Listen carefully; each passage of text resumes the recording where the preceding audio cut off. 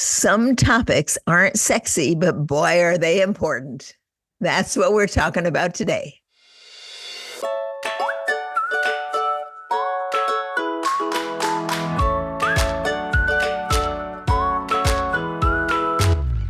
Welcome to All About Capital Campaigns, a podcast that provides fuel for your nonprofit's growth. Each week, Andrea Kihlstedt and Amy Eisenstein, co-founders of Capital Campaign Pro, provide practical tips about raising more money for your nonprofit organization. Here are your hosts, Amy and Andrea.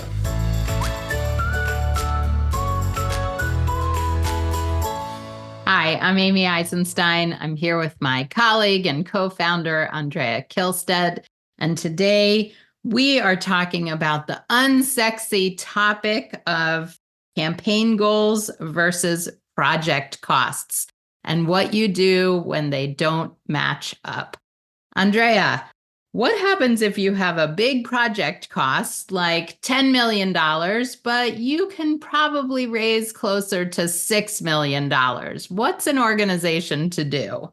Thanks, Amy. This is such a common situation where a school, for example, decides that they're going to build a new building, a new gym, or a new art center, or do something important to their campus, and they price it all out and they come up with a $10 million goal. And then they go and do a feasibility study. And lo and behold, they find that it's not likely they're going to be able to raise that through their campaign. Does that mean that they should stop? Well, probably not. Because in many campaigns, the project goal is not the same as the campaign goal. The campaign goal is an indication of how much money you can raise philanthropically for this project. And many projects have other ways of bringing in money to help pay for the larger project.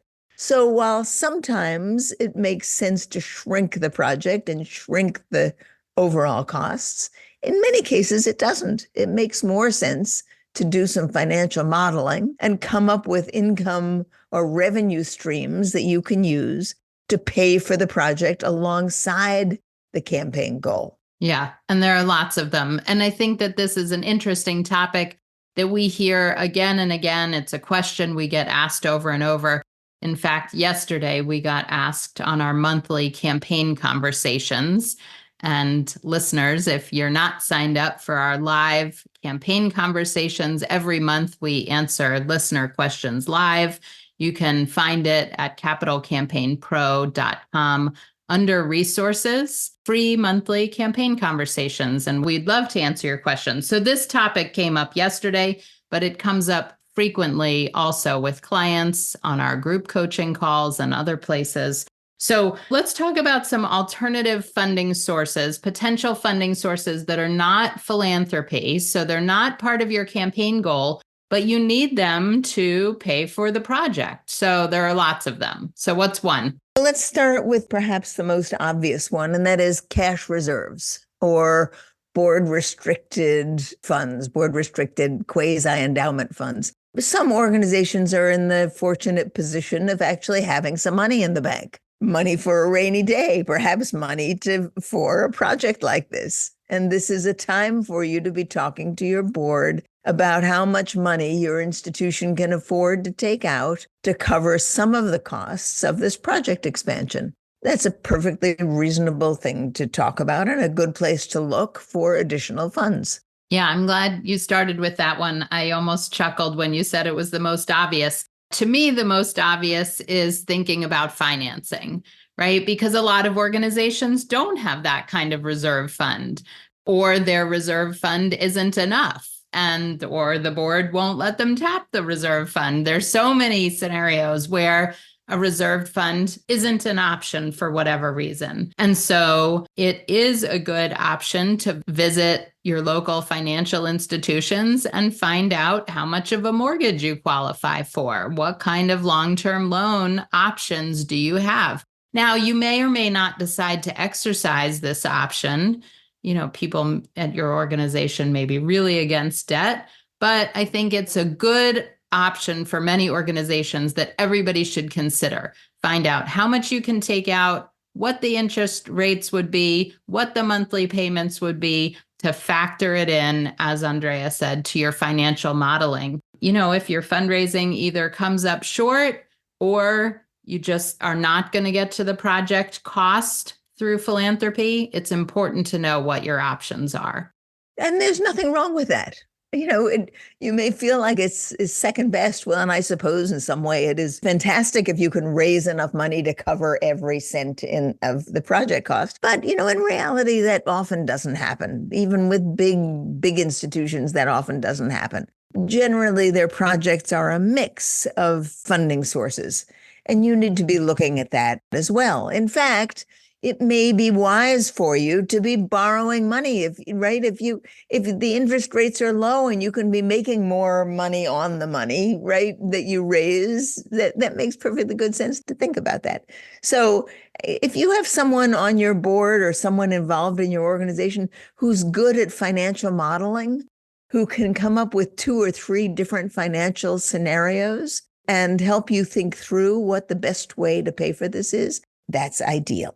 Right. And one of the ways is a campaign. Right. And I think that most sophisticated organizations do factor in debt. I mean, most businesses, most individuals who are sophisticated financially have debt, and they understand that that's part of doing business. So try and find a board member who really understands the benefits of taking debt so that you can grow faster. I mean, that's what it's all about. I would imagine big organizations, understand this and do not hesitate as much as probably smaller organizations do. So, all right, let's think of another way.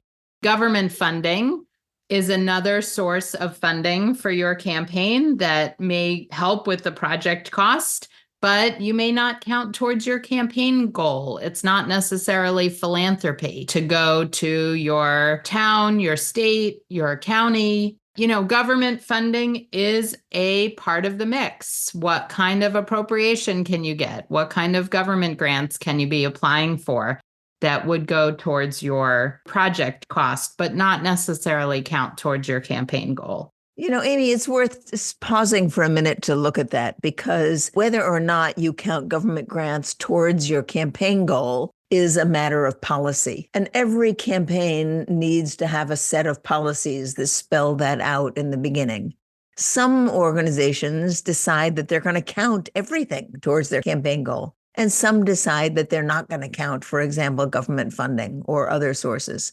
So you can make that decision either way. What matters is that up front you make that decision and that you write it out in your campaign policies so you're not sort of winging it as you go. I do think that it is important to think that through as you're developing your gift range chart. If government funding is going to be half of the overall campaign, it's going to make for a funny and awkward gift range chart, and donor recognition won't flow in a logical way as a result. So that may be a factor in terms of whether or not you decide to count government funding towards your campaign goal or take it out of the campaign goal and just apply it to the project cost. And one more thing for people to think about as they're wrestling with their project cost is that not every source of income will go towards every aspect of your project. For example, certain government grants will cover capital expenses and others will cover project expenses or salaries, or, there's plenty of examples of foundations that either will or won't cover bricks and mortar, and you get the idea. I always feel like this part of a project, this part of project planning is like a jigsaw puzzle, where you have many pieces that can be arranged in different ways, and they fit better in some ways than in others. So early in your campaign, this is the kind of jigsaw puzzle you're going to be looking at. How much money do you really need? Where is that money likely to come from?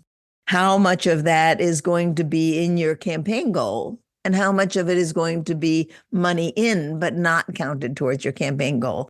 And each one of those questions has multiple factors that you can be thinking about that's determined in part on the kind of organization you are and the kind of cash flow you have, for example, right? Or the kind of capacity you think you have for a campaign. So we're not here to solve those or answer those questions for you today. We really are here to point out that the difference between your project cost and your campaign cost is likely to be significant. And as you're thinking about your campaign, there's absolutely nothing wrong with also thinking about what other revenue streams you have that you could count towards your project costs overall. Excellent. I think that's so important. So if you're struggling with this, if you're wrestling with this, as you should be, as you head into a campaign, it is something that you should be discussing with your board and your leadership team. And if you want expertise or input, head on over to the Capital Campaign Pro website, capitalcampaignpro.com, and sign up for a free strategy session where we will help you think through setting up your campaign, as well as see if our services might be a good fit for supporting you and your team through a campaign. Okay, I think it's important. The bottom line is have this conversation.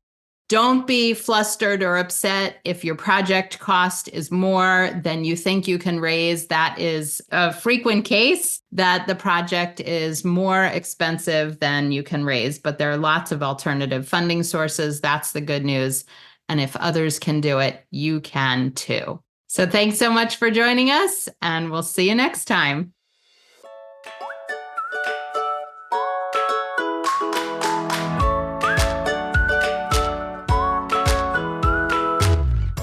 Thanks for joining Amy and Andrea for today's All About Capital Campaigns.